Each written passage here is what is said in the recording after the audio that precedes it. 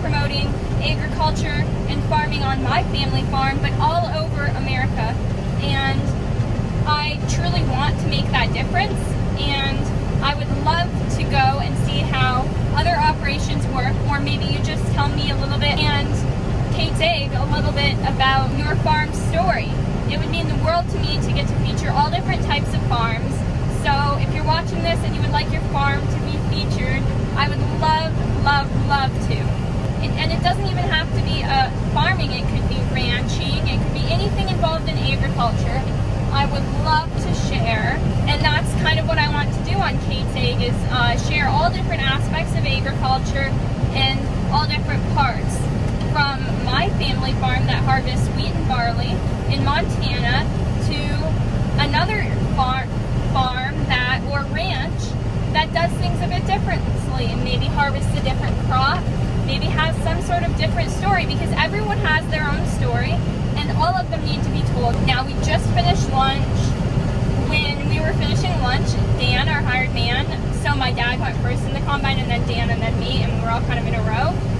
Well, my dad was leaving a bunch of barley behind in the middle of his combine, so he wasn't able to see, because you can only see on the right side and on the left side if you're leaving any behind, not where your cab is, because you can't look there.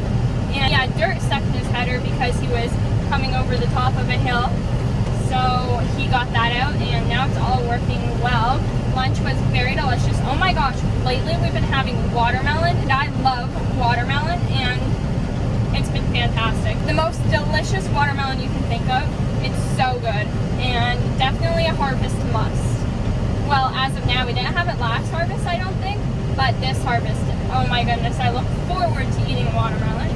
And my grandpa was also telling me this morning that farmers, they pay retail for products. How much does a combine cost? We don't get to decide. We ask people selling the combine.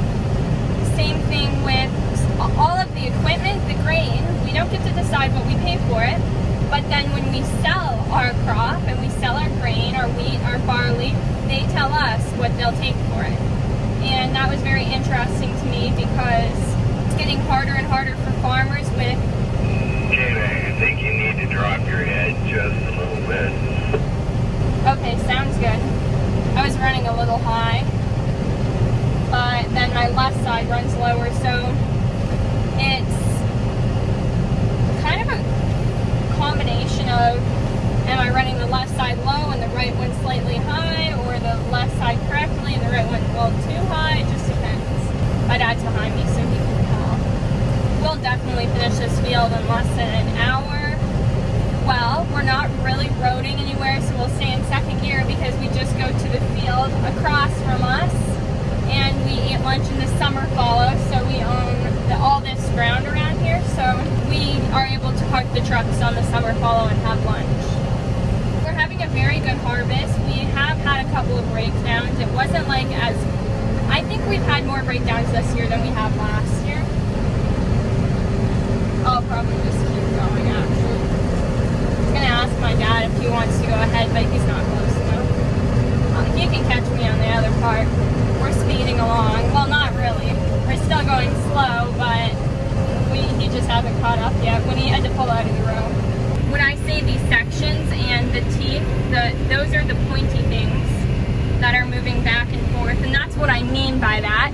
And then that big black kind of rod is the reel to help the barley come in, which you already knew if you watch my videos, but if you're just here and new. And then these are the two buttons I was talking about that are right next to each other. The grain isn't even to my window. The car guy, I can tell, he was looking in my tank, so he just said thank you for telling him how much grain is in my tank. Farmers are a huge part, and no farmers, no food. You have to have farmers. I think consumers, people sitting at home or in big cities, need to know where their food comes from. Even some people in Montana don't, and that's very concerning to me, and I'm so excited to change that. Like I said, my header is 30 feet long. I believe my dad's is 45, and the hired man's is 45. So every pass, we should be taking off a substantial amount of barley. So you add up all the header sizes, and that's how much barley do here is make my row straight, which is hard to do because you always have to turn and make sure that you're not missing any barley on the left side of your header, because, and why I always say the left side of my header is because our augers are on the left side. So my right side of my combine will never be the one at the edge of the barley. It'll always be on the inside of the barley because I need to dump, and our fields are kind of large, so you can't be stuck. You wouldn't be able to dump on the go because the grain car guy can't drive the barley, and we would be stuck in the middle, have to pull out. So that's why we cut around and around this field, and we don't turn around and go back and forth in our barley field, because we would be the wrong direction if our grain tanks were to fill up. That's the logic behind the madness of going all the way around and around and around. So those songs about how you sit on your tractor and go around and around in the field all day, they're totally true, right down to the T. And then sometimes you get these spots, and they're called water spots, and they're where the wheat or barley or crop doesn't grow. So what I'm doing is, just to keep it straight, I'm running my header on this side and not this part right here. And then eventually it'll get in the crop over here. And that's why I do that, is to just straighten it out so it's easier the next time we go through. And that water spot was kind of all along here. I really enjoy cutting barley because of how it goes in, but I can understand in my grandfather's time of combining, when he didn't have the calves, it would be very difficult to get barley all over you, because at lunch today I was constantly itching because barley is so itchy, and it was getting, we have a little bit of a wind right now, so that's why all the barley dust was getting on me. And I didn't get that itchy last year for barley, but I seem to be getting really itchy this year, and that's why we wear the right attire. So, and I have a whole video about combine etiquette and wearing the right attire, so go check that out. I think that's my 3rd video. It is absolutely crazy, because yes, I would love to wear a beautiful dress on the combine, and I would totally do it if the crop wasn't so itchy, but it's so itchy just having the right attire on anyway as well. It is less itchy though if you have the correct attire on. Watch what my dump on the go is going to look like.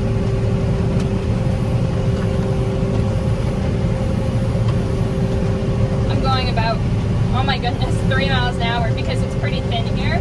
So I think I'm going to slow it down to about 2.6.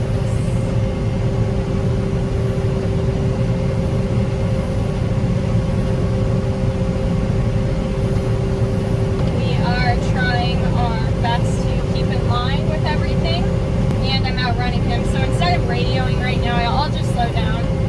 I mean, I could radio and tell him to speed up so I don't have to change my speed. That's ideal, is when the cart guy matches your speed, but he's paying attention to his wheel, and I have to pay attention as well. I do that often just to help him out a little bit. Just shut the grain off, and cart guy can go now. I love filming these videos about harvest because it's something I'm so passionate about, and I just get to talk about it. Well, not all day, but pretty well all day, because I do a lot of filming because I just love Brad, do you have a copy? Talking about what I'm doing and explaining farming to consumers, which is so exciting for me. So I hope these videos are exciting because they're so fun for me, and oh my goodness, and I enjoy editing them too, because then I'm like, oh my goodness, that's pretty cool. Even though I'm not learning it, it's really fun to watch, and I could watch them all day long because it's just a fun process, and it's something that is so unique, Montana farming and harvesting, and that I come from a farming family, which is very, very awesome, really. Oh, you know what? I shouldn't have cut out there. I should have just kept cutting it. That's okay. Then you just pick your header up and you turn around, because it's not really a mistake. Mistakes are when you hit the machinery. And the biggest time when we have problems, our headers are about this far away when we dump the cart, and my dad, his header, he doesn't have an auger extension, and his header is longer. And an auger extension, the thing that swings out that you dump the wheat into the cart, that's an auger. And an auger extension is just making it longer, because when you have, it's not for the pickup headers, but when you have the big headers on, so you have to back up because it's getting kind of complicated. When you have the big headers on, it's really helpful because my dad has to kind of go between the tractor wheel and the cart wheel in order to dump. My header I don't have a problem with, but it's really challenging to not run into the cart and have a big accident happen and wreck our machinery. So that's why we do that, and that's why they make auger extensions and why we're extra careful with the big headers. We literally only have maybe 2 passes left on this. It's like 1.5 because you have to come down the second pass, although it doesn't take up your whole header, so you're not being as efficient as possible, but you still need to get the barley. This year we've had a lot of wild oats growing in my grandpa, and that's a weed for us. We don't want that growing in our crop. And my grandpa said they haven't had a bad wild oat year in a long time, so I think that's so interesting that they haven't had a bad wild oat year since he was kind of began farming. Another tip kind of for farming and running large equipment is we do have mirrors, but it's not like a car mirror, and although you have lots of blind spots in cars as well, we have major blind spots in combines. So in big machinery, we rarely back up, really never. It's kind of a horrible thing to back up because so many things have been wrecked just because you didn't think anything was behind you, or you looked and somebody pulled behind you or something. So you always drive forward, and you always put your combine or a big piece of machinery in a place where you can drive forward. It's a horrible thing to have something bad happen, and it feels terrible too. I've never backed into anything in a combine because I rarely back up. Sometimes I back up in the field and do little maneuvers to try and get the rest of the wheat, but never ever when I'm around trucks, the grain cart, other combines, really anything. When I'm out in my field by myself, well, that's where I make the exception. I'm going to show you the other combine coming across here. There he goes.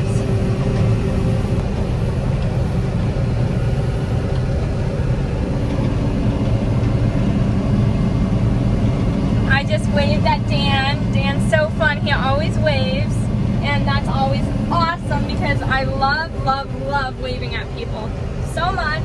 It just makes combining so much more fun, and sometimes combining can get really repetitive, and it's hard at times mentally and physically because you have to sit all day and you do get chances to stretch, but because it's so harvest is like running a marathon, everyone needs to help each other out and smile and say thank you and be super nice and use their good combine etiquette because it helps you get through the days. And I love waving at people. It just makes me smile so much, and everyone waves back, and it's so fun. My goodness. Alright, we have Dad coming up here in the combine, so I'm going to switch camera angles again.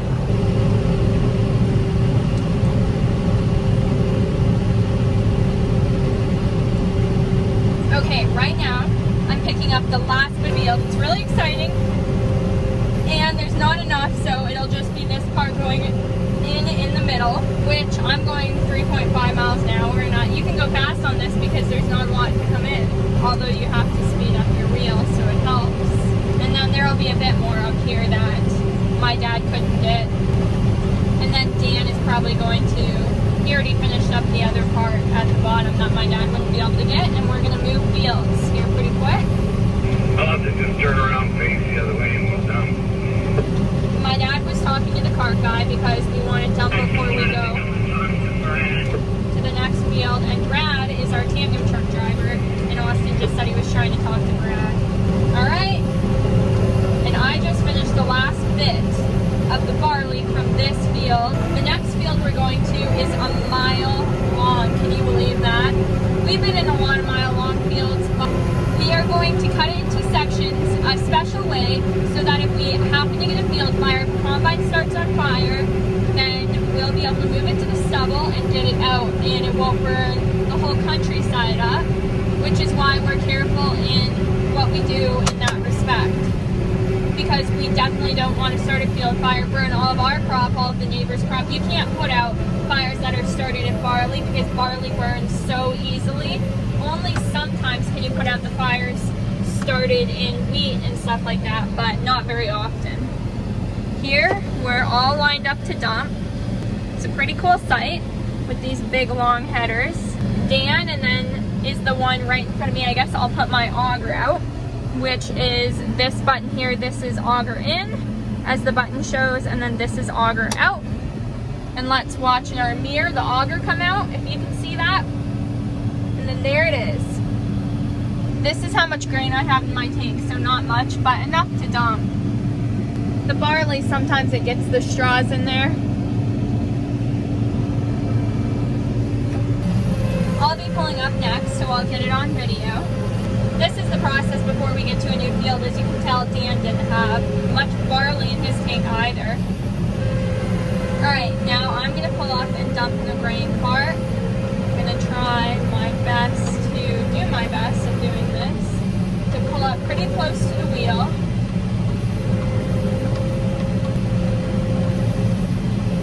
And we're here. Going backward a little. What I do when it goes backwards is this is neutral. I just put it up a little bit so I don't go backwards. That's our cart. This is our tractor, and this is our grain cart, and then that's the barley coming out. See, it is a little bit lighter in color than the wheat. I'm not sure. Yeah, it's a bit lighter. It's more of a white cream color, and wheat is more of a tan color, a bronzed color. I'll let it dump out a little more. This is the button to shut it off. We're just starting our new piece now. My dad is up first. This is the same field. It's a mile long, but instead of cutting all the way around, for wheat we'd probably break it up into a couple of sections, but not this many, because for the barley we want to make sure we don't start a field fire, and if we do, we have room to put it out, which is why we are cutting it into more sections because of how windy it is. My dad's about to do a dump on the go, but it's really dusty, so you definitely can't even see. I'm very excited because we've started a new part of the field, which means we're even closer to getting done with this field and getting on to the next one. Thought I'd show you a couple of other things in my cab that I haven't really shown before, which is my gear lever. So push it forward and you go into third gear, back second, and second, if say you're roading somewhere in third gear and you can't get up the hill. Pulling out of the barley right ahead of this, so just sit here, okay? If you can't get up the hill, you have to put it back in second gear because it has more power in second gear, but it doesn't go as fast. And then down here, I have some other inner workings of the combine, which this is my fan speed right here, and this is my fan, how fast it's running. We want it running maybe this fast. This is how wide your concave is, and you can tell that by pushing these two buttons in. This is my cylinder speed. Now I'm going to go over a couple more things in the cab as I was talking about, and I'm cutting barley right now, so we'll see how this goes. I don't really have to change anything. It looks like I might raise this a little bit, and I should be set for a little bit of a ways. I just have to steer and kind of pay attention. Now cylinder speed is different for barley than it is for wheat. It's quite a bit slower. So this is my cylinder speed right there, and it is set at about 500, which is this button right here, turtle and rabbit, so it makes it super simple. And then all my other buttons that I showed before, this brings my reel out and in, and then this speeds it up and slows it down, and then this brings my reel up and down, and then this brings the header up. Up is here, up is down, and down is up. It's backwards on my combine, but it's right on my dad's. So forward is down and this is up. My concave is set at 4. It should be. It looks like it's set at 3. So I'll take this button and I'll press it up 1. And my harvest track right there is the throw-over meter. And what the throw-over meter does is it tells you how much of your barley grain or any grain is going out the back. So all of it goes through your machine and it sends the straw out the back. So how much grain is it sending out the back? And you don't want it to go over halfway. That would be too much. And then you're pushing your machine too hard also. And then the other gauges were my temperature and fuel. And then I have a bunch of different buzzers here at the top. And lights, which we put our hazards on when we move from field to field. I have my grain tank, which is probably the most exciting part of my cab, or actually my favorite part of the entire cab is the view. Oh my goodness, how beautiful is this? This is what I look at for several hours a day, which I think you could see how it could get repetitive, but it's so fun. And then this is the stairs I go down when I get out, and that's my mirror. And then this is the rest of our barley field. So where Dan is over there, that kind of combine right there, that's the part we were just on. And he's just finishing that off, and then he'll come over here with my dad and I, and my dad's way out there in front. And then this is called an auger too, the thing that takes in the barley that spins around. I wonder if this is the bag of grain that the bear got in right here. Oh my goodness, I guess there was a bag of grain that a bear got into, and my dad was just saying, is it the one here? So I don't know, maybe it is, because there, you can't tell yet. It's kind of over the hill right there, but the white thing is a bag of grain, and I guess maybe a bear got into it. That's kind of crazy. We have grizzly bears, more so than black bears. Okay, we finally got up to it. When my dad was talking about asking if this was the wheat pile or the grain pile that the bear got into, that's what the grain pile looks like. If you don't have a grain bin or enough storage, you can put your grain on the ground and kind of put wrap on it, which is what it looks like they did here. That was Dan, our hired man, asking if we can just finish this section, my dad and I, and he'll go start and cut out a new one. And when you cut out a new one, you have to cut in the middle of part, see, I'm so itchy, part of the barley. So you have to make sure you dump, because you're going just in the middle of a field of barley. I guess if you can make your own artistic designs, although we cut in straight rows, I think it would be fun to cut the wheat in all different directions and would make it very interesting. Thank you to anyone who wished us a good harvest. It means a lot, and I wish everyone watching my videos the best as well. Make sure to comment down below anything you'd like to learn, because I can definitely put it into one of my videos, and also anything you have learned or that you'd enjoy to see from me and what farmers do in the future. My dad is just dumping because he is super full, and then we finish this section, and I'm going to take this last strip up, and then we're going to start this new part over there. And then there's my dad. And then you always want to look at your sections and the teeth to make sure they're all okay before you go again. And you really want to be checking this every time you pick your header up, because it's very bad if some are broken. You can also see stripping, but you can't see it down the middle, and not always the other combine driver will catch it. So you always want to just be checking over your header and combine and make sure everything's going well. This last little part here, and then we're starting on our next section up by where the bag was that the grizzly bear supposedly got into, or the bear. And then the knees is what they call this, I believe, over here, that kind of mountain. And then we're going to be going up by this bag up here.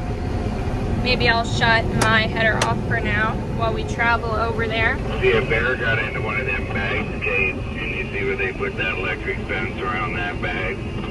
Oh, I do see that. Oh my goodness. Okay, so my dad just said a bear got in here and they put this electric fence around it. Here, let's zoom in. That's actually a really good idea to put an electric fence around that bag so that the bear doesn't get into it. That's a super good idea. It's the last row today, so I think I'm going to end the video here. Here is my last little bit. Thank you so much for watching. I very much enjoyed it, and come back next week for another video. The sun is so beautiful right now. Oh my goodness. Beautiful Montana sunsets, and especially during harvest time because all the ground is flat and you get to be in your combine, just you and your combine, looking at the sunsets. How wonderful is that? Okay, bye! I'm roading over to the combines right now, and the sunset is beautiful. So I thought I'd video and put some extra footage in this one because it is so beautiful out right now.